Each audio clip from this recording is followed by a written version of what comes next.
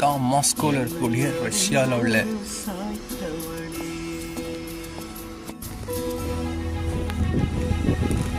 எவ்வளோ சூப்பராக இருக்கும்.